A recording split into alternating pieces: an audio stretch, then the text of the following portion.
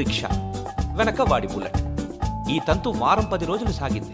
ఆమెను క్లాస్కి తీసుకెళ్లడం, వెనక్కు తీసుకెళ్ళడం.